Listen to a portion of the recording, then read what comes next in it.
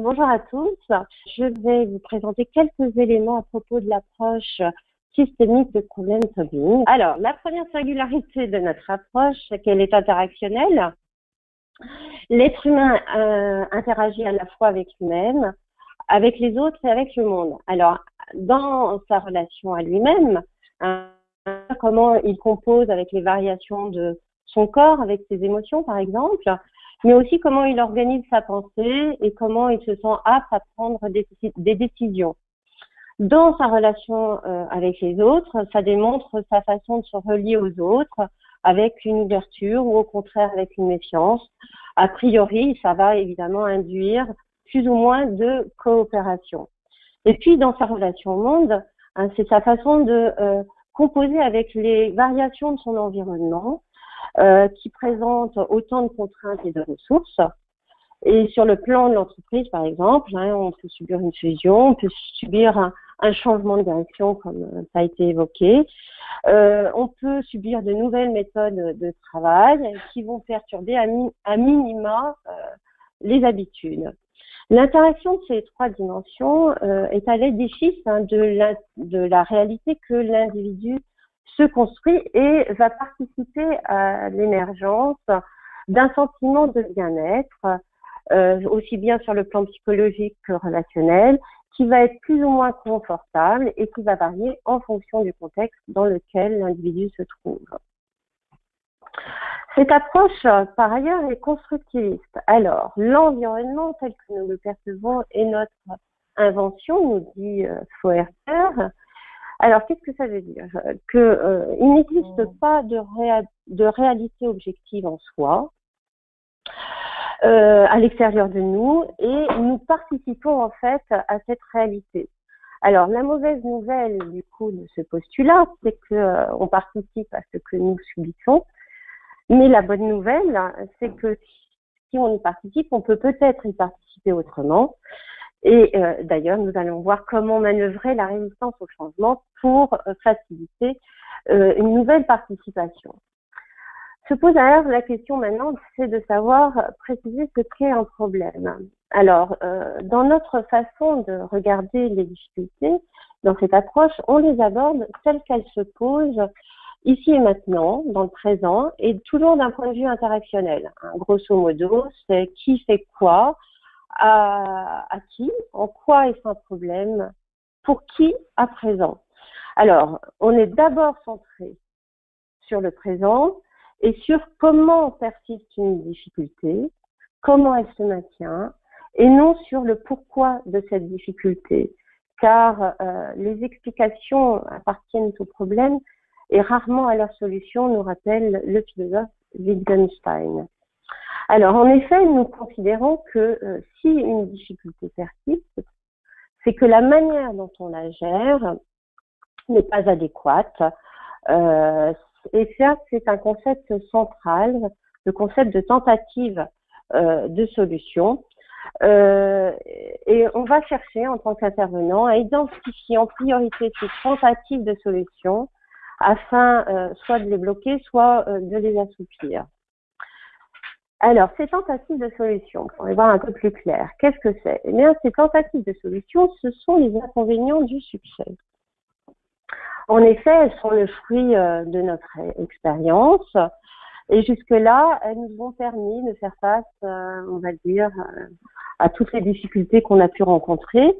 Elles vont du coup révéler notre tendance à réagir à une difficulté, soit par la prudence, en étant plutôt dans l'évitement, soit en étant dans la confrontation, en essayant vraiment d'agir dessus, soit, et le tout de ces types d'actions, grâce à notre système de croyances, qui va nous permettre de nous appuyer sur des repères, des principes, des certitudes qui vont nous aider. Mais, malheureusement, à un moment donné, ces ressources peuvent se rigidifier, soit parce qu'on les sollicite trop, soit parce qu'on les sollicite pas au bon moment, au bon niveau. Et alors, elles deviennent contre-productives, on pourrait dire, comme diraient certains, un l'insu de notre plein gré. Alors, les travaux de Giorgio Nardone et de son équipe, dont Claudette Tortelli est ici présente, ont souligné la présence de 3 grandes catégories de tentatives de solutions à l'origine des difficultés psychologiques et relationnelles auxquelles il convient de faire attention pour sortir du cercle vicieux d'un problème et évidemment de ses effets invalidants.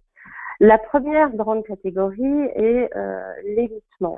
Alors l'évitement, ça veut dire que quand on est face à une difficulté, on va avoir tendance à l'éviter, mais si on a tendance à apporter cette réponse un peu trop, eh bien évidemment, en évitant, on ne saura pas faire avec ces difficultés, à un point, à un moment donné, qui peut tellement être rigidifié, que comme le dit Pessoa, on peut finir par porter sur soi les blessures de toutes les batailles que l'on a évitées. La deuxième tentative de solution, deuxième catégorie, est le contrôle. Alors le contrôle, c'est que là, contrairement à l'évitement, on va agir sur la difficulté, on va agir en anticipant, on va agir en réfléchissant, on va agir en insistant dessus, mais on veut tellement avoir du contrôle dessus qu'à un moment donné, on peut être dans un excès de contrôle qui, bien évidemment, va faire perdre le contrôle. Enfin, la troisième grande catégorie est liée à notre système de croyance, à notre façon de réfléchir, de tirer des enseignements. Grosso modo, ça nous aide bien, ça nous aide à avoir des certitudes qui sont fonctionnelles.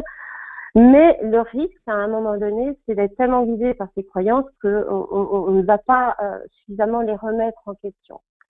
Alors, c'est le cas, par exemple, du parano qui est convaincu que les autres lui veulent du mal et qui va prendre, par rapport à cette conviction, une attitude, par exemple, très offensive, à laquelle les autres vont évidemment répliquer et réagir.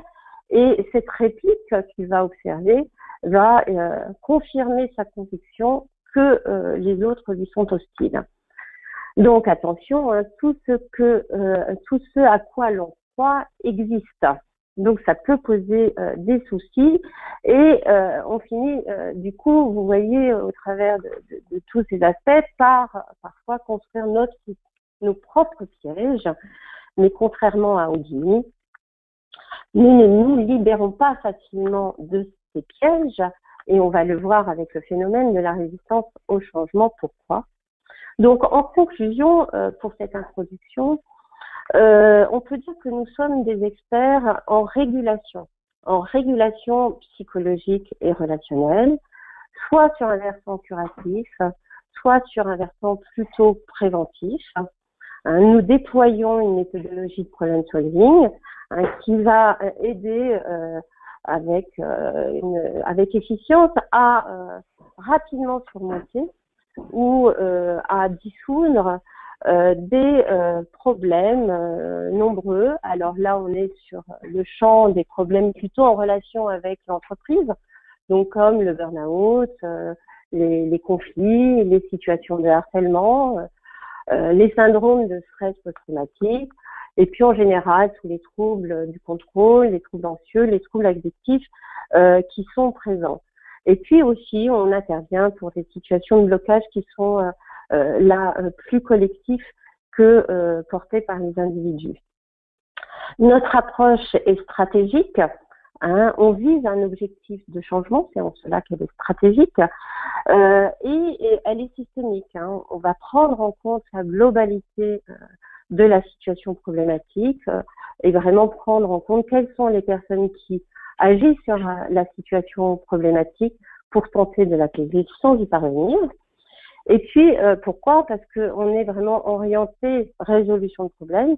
On vise du changement et on va mesurer cette efficacité-là. Et ça, c'est fondamental dans notre approche.